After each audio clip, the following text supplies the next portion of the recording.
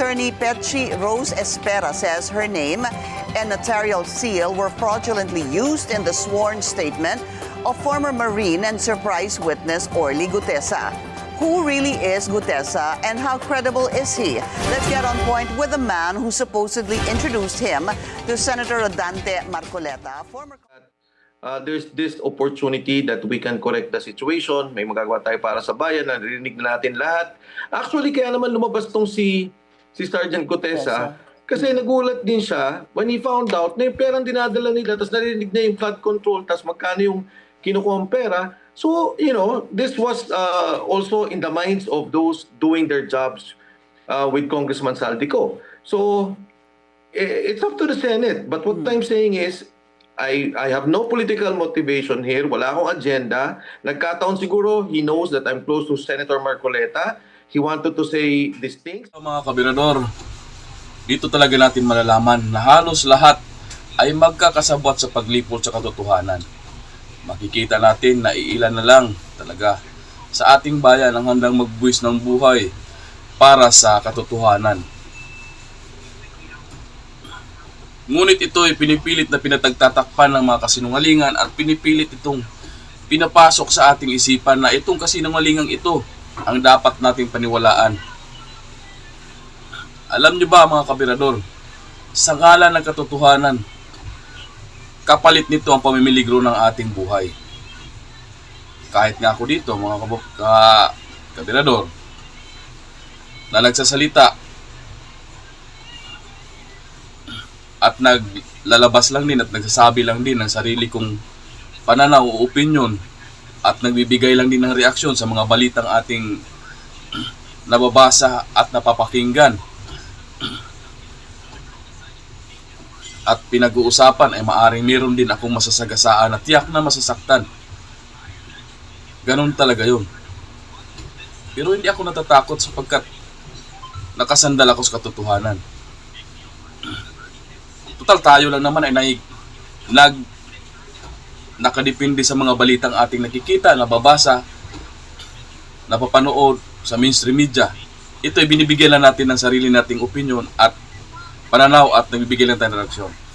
Halimbawa nito mga kabirador, itong surprise witness na ipresenta ni Senator Marcoleta na kaagad na question ng mga senador ang kredibilidad dito. Itong si Master Sergeant Gutesa bilang witness. Unang ginawa nila, sa tingin ko mga kabirador, tinakot nila kaagad yung abogado na nagbigay ng notaryo sa dokumentong ginawa ni Master Sergeant Gutesa.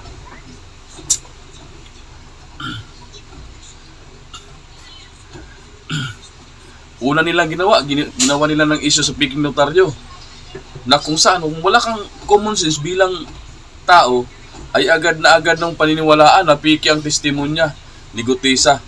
Dahil sabi nga, kiniklaim ng abogado na piki ang notaryo. Yun mga kabirador. At dahil nga, naramdaman ng mga senador at lahat ng mga minions ng kasinungalingan na may katotohanan at mabigat itong testimonya nito ni Sergeant Gutesa, Master Sergeant Gutesa, agad nag-react itong mga senador at ang mga minions nito para mahanapan ito ng butas at matakpan kaagad ito. Alam nyo mga kabirador, ang lahat ay natatakot para sa kanilang buhay. Kahit nga itong si former Congressman Mike Defensor na siyang nagpakilala kay Senador Marcoleta dito kay Master Sergeant Gutesa, pati itong backup nito ay pilit na inilalayo ang kanilang sarili sa katotohanan.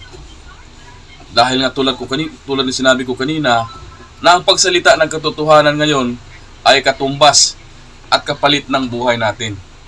So dito natin ngayon mapatunayan na ang katotohanan ay pinagtatakpan para ang kasinungalingan ang lumabas na katotohanan. Dahil halos lahat, tulad na sinabi ko kanina, iilan na lang ang nagsasalita ng katotohanan at majority ang nagsasabi ng kasinungalingan. O ito, panoorin natin kung paano nangyari yan. Mike Defensor. Congressman Mike, good to see you again. Welcome to the show and maraming salamat po sa inyong oras. Yes, thank you, Pinky, and thank you also for having me here. Senator Marcoleta said you were the one that called him prior to Thursday's Senate hearing and had asked him to meet him in a restaurant somewhere near the Senate. And this is supposedly where you introduced Senator Marcoleta to Sergeant Gutesa. Is this true? And tell us more about that meeting. Yes, that's correct, Pinky. Initially, this guy, through a common friend who's also a soldier, wanted to see me, and he gave me some snippets of what was happening in relation to his work with Congressman Saldico. So I told him, it's best to discuss it with Senator Marcoleta because that's really was his intent, for him to brief Senator Marcoleta on what's happening on their side, the delivery of money. And so I said, okay, best to meet him and to discuss him with him, to the senator, the stories that you've been telling me. So I visited Senator Marcoleta. In fact, initially we were discussing it, and I said, there's this guy who wanted to discuss with you. And Senator Marcoleta said, okay, but I have a session. But I said, let's see if he really wants to see you, then we can do that before your session. So I called him up and I said, okay, he's here. He wants to tell you this story. And then he asked me again about the details. I really can't tell you. Best that you come here and you discuss with him. So si Sergeant Gutesa told him his story, and he also presented a draft statement of what he wanted to say. And ako nga, na-shock din ako. I was shocked about hearing some of the details. Some of which, sabi ko, wag na yan kasi material naman yan dun sa scam that we're discussing about. So eventually, si Gutesa, Sergeant Gutesa, I left. I left before Senator Marcoleta, and I think he left also early, before the meeting ended. And then Sergeant Gutesa went to the notarial service to have it notarized. And then, in the morning, he went to the Senate, and he was presented by Senator Marcoleta. You met in a restaurant near the Senate? Near the Senate, about 5 minutes away. Yeah, it's a restaurant that I know Senator Marcoleta had mentioned. The name just escapes me now, but it was in a restaurant that you all met. Who were the people there? Yourself, Senator Marcoleta, Sergeant Gutesa, and anyone else, sir? Yeah, there was someone else there, but I really don't want to reveal their names anymore. There are soldier friends, and I think it's best because they really don't want to be involved in the issue. The same way, Pinky, I'm also a private person. I don't want to get involved in the political issues, but I felt, this is something that we should really, if there's truth to it, it should be revealed. This is for the country. This is a situation we're in now. The corruption crisis is really affecting all of us. It's an open secret in Congress. A lot of people know it. Even the banks know about it. And I think it's time that we really address this issue. And I think the things that he pointed out, the carrying of money 3 times a week, coming from Congress and being delivered, this is really appalling for me. Your common friend, the one that introduced you or served as a bridge to Sergeant Gutesa, obviously, you don't want to name the common friend. Sabi mo nga, ayaw mo nang magdagdag pa ng individuals dito, hindi ho ba? Would that be correct, sir? Yes. Si common yes, friend. Okay. Yeah. Si common friend po is a friend that you truly trust. Malapit ho ba siya talaga sa inyo? Just give me a little bit of a little description or how close you are to this common friend, just to be able to kind of put the pieces together with Sergeant Gutesa, sir. If the question, if it's political, wala, nothing. It's not political. These people are also concerned for the country. They heard what Gutesa said. And the other people with Gutesa, I believe, from what I heard, will also come out and will reveal also what they know. So I think that's the point. I think bottom line here, I saw the list of the Department of Justice. Secretary Boying is also a good friend of mine. But, if you notice, Pinky, there are 2 names consistently being mentioned by Alcantara and by Mr. Alcantara. This is the name of Mark Gaitas and I think, if I'm not mistaken, Paul Paul. Estrada. Opo. Yeah. And you know, the whole departure order, the freezing of money from AMLA, this have not been done. And these two key people are the ones consistently coming out about receiving money, giving money. And I think, you know, if we really want to solve the problem of corruption, if we really want to address this concern, present concern of our country now, we should really get to the bottom of this. Dapat walang sinasanto, walang tinatago, at talaga ilabas. But Congressman, yung pong sinabi nyo kanina that meron pa pong iba na posibleng lumabas, ibig sabihin ho ba nito, there will be others? Have you spoken to other people who want to, kumbaga, patotohanan itong sinabi ni Sergeant Gutesa? When Sergeant Gutesa was in front of me, you know, while he was discussing about he was in discussion, he would constantly call someone or someone would call him and then they would say, yeah, lalabas ako. Hindi, sabi niya, sasuportahan niyo ako, Marines tayo. And then today, you know, I get messages na a lot of those with them, and if you recall in the Senate hearing, he was talking about 90 people. Right. Some of them, ex-Marines, and some of them mga active police. May mga sinasabi na that they want to come out and also say and tell what they know and what they have observed. Congressman, for premise yung 90 na minention nyo po, that was mentioned in the Senate, ito po yung sinasabing 90 daw umano na security or nagbabantay or in shifts kay Congressman Zaldico. Would that be correct, sir?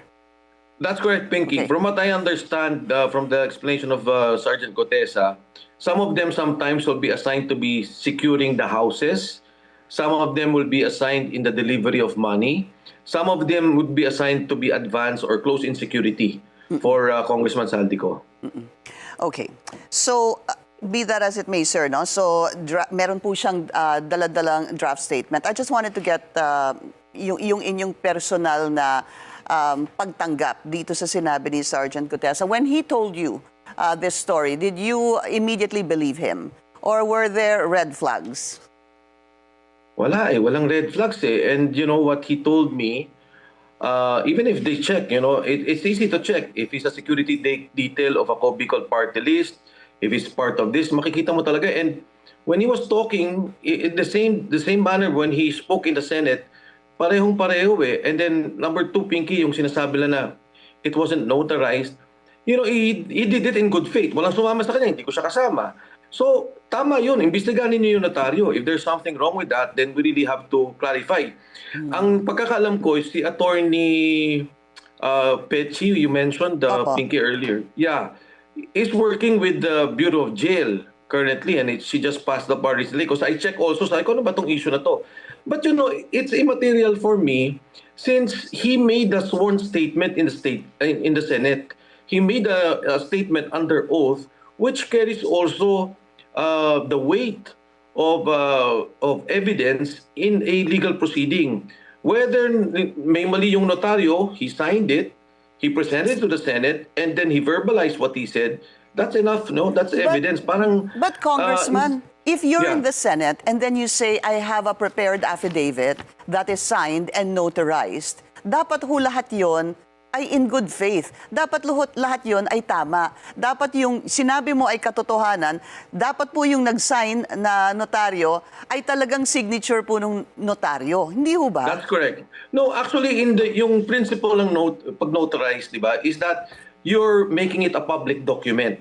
And then you take an oath in front of the officer, the notarizing officer. Now, I ask you, Pinky, pag ikaw ba nagbenta ng lupa and nagpa-notarize ba, alam mo ba kung yung taong kausap mo, i-deny ka later on or siya talaga yung tao? Di ba? You're doing it in good faith, technically. Sorry, sir. Are you saying that the lawyer really signed this and then is now saying that she actually didn't?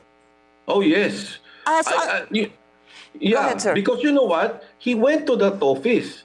He had it notarized. So he was doing it in good faith. Now, assuming niloko siya or scammer yun, I don't know. But he went to the Senate and he said the same statements. So as an evidence, giving it legal weight is already there. Yung issue nila doon, I think it's side issue. The thing that we have to discuss with Sergeant Gutesa is, totoo ba yung nagbigay ka kay Mark at saka kay Paul ng pera? Totoo ba linggo-linggo nagdi-deliver kayo 3 times a week? I think these are the issues that have to be addressed. Yeah, but those are also the questions asked during the Senate hearing. If of Exactly. course, hindi ho ba? Hindi, pero ang problema ho kasi dito, which dinala nyo na po yung conversation is, well, first is, ito ngang sinasabi ni lawyer na ganito po. Ang sabi niya, and I quote, I categorically deny notarizing, signing, or participating in the preparation of the said document. The signature and notarial details attributed to me are falsified and unauthorized. Ibig sabihin po, yung signature ni attorney dyan, hindi siyang gumawa. Yung yung sinasabing pag-prepare nitong affidavit, wala po siya dyan. Yung kanyang pag-participate doon sa preparation of the document, yung pag-sign, sinasabi na niya po, I categorically deny. So Then now, it should be investigated. She should be investigated. As far as Gutesa's statement is concerned, it is legal. Kung dinideny niya yon, doesn't matter. Legal yung statement ni Gutesa. What he said during the Senate hearing has legal weight. It can be as evidence. Walang pinagkaiba yung ninotarize dun sa statement niya because he read the same thing. So, if people are saying mali yun, hindi notarize, doesn't matter. What is that legal basis ngayon? Kung imbestigan nila, good. They should investigate that lawyer. They should investigate what happened. So, Congressman, basically, kayo po ay naniniwala na si Gutesa ay talagang nagpunta dito kay attorney at pinatotohanan po yung kanyang affidavit at si attorney po ay talagang nag-sign doon sa kanyang sinumpaang salaysay at ninotaryo po ito. Gutesa, Yes. is Gutesa telling you na talagang ginawa niya yon at doon siya talaga nagpunta kay attorney Pichi Rosas Espiras? Yes, Pinky, the truth is, walang motive si Gutesa na manloko ng notaryo. Kasi yung sinabi naman niya sa Senate is the same. Yeah, There's no motive on the part of Sergeant Gutesa to fake a notarized document because he said it the same. It's not perjurious on his part because it was in good faith. Now, as to the lawyer and to that office, they should investigate. Why is she backtracking now? Why is he saying now that didn't happen, that Gutesa didn't go to their office? Just going back to what you said, na wala hong, I forget the exact word you said, walang... The motive. No walang motive. motibo si Gutesa na magsinungaling, Yes. hindi ho ba? Ang tanong ko po, ano po ang magiging motibo ni attorney na siya naman po ang magsinungaling? Pwede siyang tinakot. Pwede siyang sinabihan na sabihin mo, hindi totoo yan. Because, that's the only way they can discredit this person. That's the only way they can, bring down the statements he delivered to the Senate, to the Blue Ribbon Committee. So, which is, sabi nga ng mga lawyers, I've been seeing a lot of comments on social media. Yeah. It doesn't matter. I mean, what he said was already there. He went there in good faith. In fact, hindi nga kailangan niya magpa-notarize eh. If he verbalized what he said in the Senate, that would have been enough legal evidence and enough weight to be part of a court proceeding. So, yeah, Pinky, thank you for that. And I think yun din ang worry ko na itong abogado medyo pinressure kasi why would you now deny that you notarize a statement? Doesn't make sense. Any ideas, sir, if indeed the attorney, as you claim, was pressured, who would pressure her? People who were mentioned, I would think. People who would be affected, I would think. I checked the background of the lawyer, and I believe that she currently works in the Bureau of Jail, the penology and penology. So I'm not sure. I don't want to cast aspersions on the lawyer, but yes, I think it should be investigated by the Blue Ribbon Committee. But before we go on a break, sir, just do you feel that posibleng kayo naman po ang magkaproblema because you're the one basically now saying that this lawyer is the one lying? Hindi kasi alam mo, Pinky, from day one naman I don't want to get involved, and this person said these things, and I facilitated that he give his statement to Senator Marcoleta. If they will give me a problem, so be it, because this Okay. is for the country. This is a problem of corruption. Everyone's complaining about it. Everyone knows about it. I think it's about time that we address this issue. Okay, quick question, sir. Yung sinabi niyo nagkita po kayo, sabi mo may dala na po siyang draft statement, hindi ho ba? Would you know sino ang tumulong kay Sergeant Gutesa na gawin na po yung draft statement nung nagkita-kita po kayo together with Senator Marcoleta?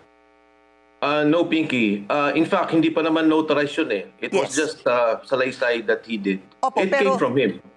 Pero meron na ho bang tumulong sa kanya? Typewritten na ho ba yun? Yung kanyang sinabing draft statement? Ano po yung pinakita niya sa inyo? Typewritten statement. Did it look like the one that has been making the rounds on social media and what we've been showing? Yun na ho ba yun? Yan. Yung pong, Basically, yeah. Basically, yan na yes. yun. Yeah. So obviously, of course, you would get a lawyer to do that for you, right? Yeah, I think when that was being drafted, even in fact some of the words may mga ano lang tinwik-tweak lang. Apo. Yeah. Okay. We just need to take a very short break. We'll continue our discussion with former Congressman Mike Defensor when we return. Stay tuned. This is On Point.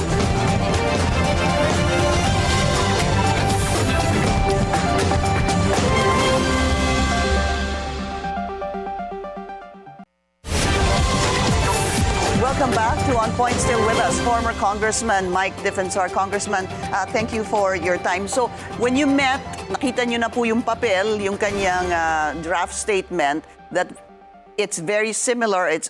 Would you say it's exactly the same what came out in the Senate, sir? More or less, yes. Okay, yun na po yun. Yes. So, what did he say? Pagkatapos po nun, yun yung after the meeting, tama ho ba, dun siya umalis at nagpanotaryo? Yes. Okay.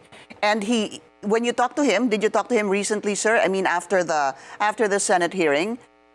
No, I haven't. But message has been relayed to me that wala lang kasi syempre I was worried about his safety, kung kamusta lang siya. And some people told me that, friends of his told me that he's okay and he's with his fellow Marines, some of them the officials who parang gusto na to protect and to ensure the safety of Sergeant Gutesa. So meron ho talaga nagpoprotekta sa kanya? Because he didn't even want the witness protection program or to be secured by the Senate. Yung mga Marines, I understand sila Colonel Corbin also went there to visit. I'm not sure if General De Leon went there. Yeah. Okay. Yes. So- the fellow Marines that he's with. Apo. Congressman, let's just, I want to ask you about siguro some possible circumstances that may happen. Kasi dahil nga dito sa pag-deny ni Attorney Pichi Roses Espiras regarding, notarizing, signing, or participating rather in the said document, some senators might or actually have said, I think it was Senator Erwin Tulfo who said that posible ang mawala ng saysay yung testimony niya. I'm not sure if those were the exact words, sir, but to that effect. What do you say to that? And a possible background check on Gutesa, is that something you welcome, sir? Yeah, I think it's fine. I mean, they should do a background check if they feel it and if they want to. But I think they should call Paul and Mark, Paul Estrada and Mark Estay to the Senate committee hearing. As far as the testimony or supposedly they're saying it's not notarized, it's up to the Senate. Pero, for me, it saddens me that there's this opportunity that we can correct the situation. May magagawa tayo para sa bayan, narinig na natin lahat. Actually, kaya naman lumabas tong si Sergeant Gutesa, kasi nagulat din siya when he found out na yung perang dinadala nila, tapos narinig na yung flood control, tapos magkano yung kinukuha ang pera. So, this was also in the minds of those doing their jobs with Congressman Saldico. So, it's up to the Senate. But what I'm saying is, I have no political motivation here. Wala akong agenda. Nagkataon siguro, he knows that I'm close to Senator Marcoleta. He wanted to say these things. He wanted to reveal what is happening. It's up to the Senate and to the government. Okay. But I think this is our chance, the opportunity for all of us to really clear the issue and to get to the bottom of this problem. Congressman, I did want to ask you bakit si Senator Marcoleta at sinagot nyo na nga po dahil alam nila na malapit kayo kay Senator Marcoleta. Yes. Sino ho bang may alam? Si Middleman, yung naging common friend po, o si Sergeant Gutesa mismo? I'm assuming it's the person. Sergeant Gutesa. I think a lot of people know that, but in this particular case, it was Sergeant Gutesa who really told me about it. And ang gusto niya talaga makausap was Yes. Senator Marcoleta. Okay, a denial from former Speaker Martin Romualdez. I want to put this up on screen. It was yesterday nang nilabas niya ito. Ang sabi nga niya po that yung sinasabi kasi ni Sergeant Gutesa na nagdala siya umano ng pera beginning December 2024, the former Speaker was saying that that house that was mentioned by Sergeant Gutesa has been undergoing renovation since January 2025. So, doon pa lang daw ay mali na. Yes. Yeah. For me, again, I think it's something that should be taken up if they want to take it in the Senate committee to strengthen their evidence, or they want to take it up in court when they eventually file. Pero di ba, Pinky, if we're the ones investigating, the first things we have to establish is sino pa to yung dalawang tao. Like I mentioned kanina, minention na ni Alcantara. Second is, totoo ba itong si Gutesa? Sino ba bang kasama niya? Did they really work for Saldico? Okay, sino-sino? O, itong yung mga kasama, did you really do the delivery? Did you go here? Did you go there? And so on and so forth. So, what I'm saying is, if you want to shoot down Gutesa from the very onset of what he was saying, fine.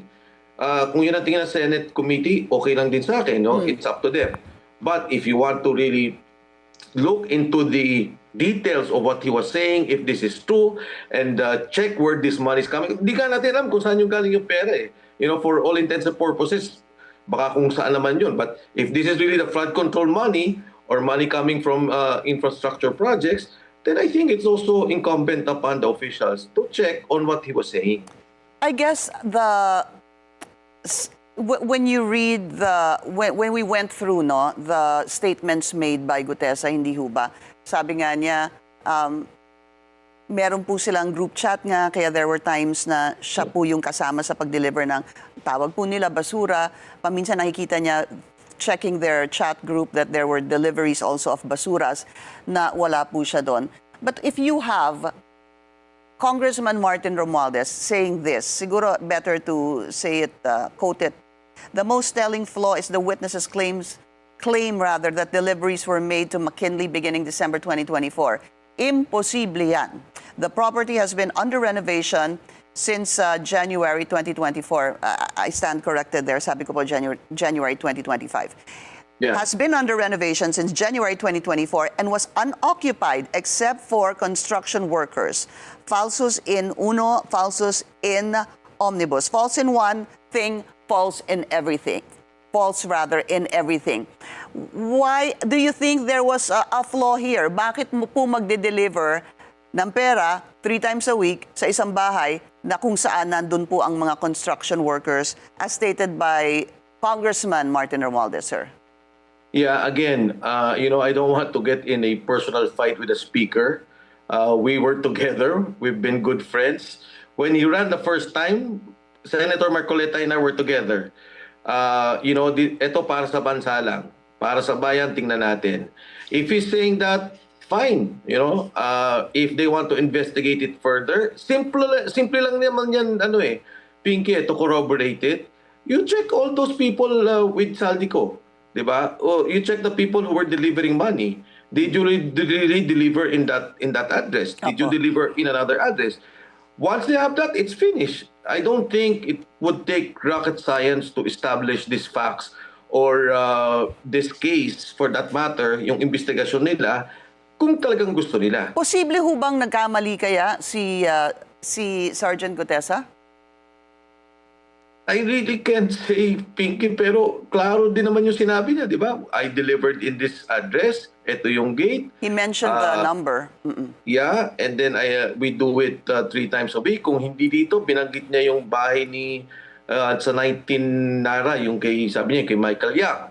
So, again, Okay. if they just exchange words, We really can't tell. Okay. But for me, if I was investigating it, I don't need to be a police and NBI nor to be a senator or congressman. Papatawag ko lang yung mga kasama doon sa trabaho and ask them, is this really true? You already have your facts. One last question, sir. Is there anyone else? Have you spoken to anyone else that is willing to corroborate the statement of Sergeant Gutesa? I did not talk to Sergeant Gutesa, and I don't even know the group, the 90 plus ex-Marines or the police currently. But there are messages to me by some former military officers, some friends, who are telling me, yeah, they heard that some people will be coming out.